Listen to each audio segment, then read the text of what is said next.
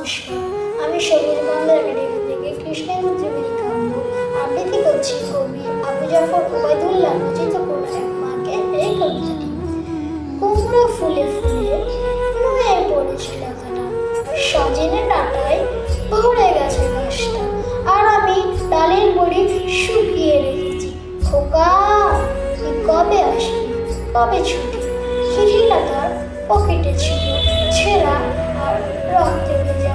মা গো, ওরা বলে সবার কথা কেড়ে নেবে, তোমার কোলে শুয়ে গল্প শুনতে দেবে না। বলো মা, তাই কি হয়? তাই তো আমার দেরি হচ্ছে, তোমার জন্য কথা জুড়িলে তবেই না বাড়ি ফিরবো। লক্ষ্মী মা, রাগ করে না, মাত্র তোর কটা দিন, পাগল ছেলে, না পরে আর হাসি। তোর উপর রাগ করতে পারি?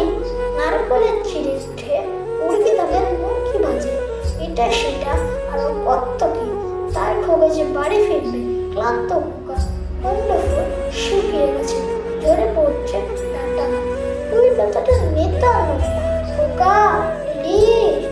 ঝাপসা চোখে মা তাদের উঠানে উঠানে, যেখানে খোকা সব সুন্দরীরা ব্যবচ্ছেদ করে। এখন মার চোখে চৈত্রের রোদ পুড়িয়ে তাই শুকুরিয়ে। তারপর দাওয়ায় বসে মা আবার ধান ফানে, ভিন্নি ধারে খই বাজে।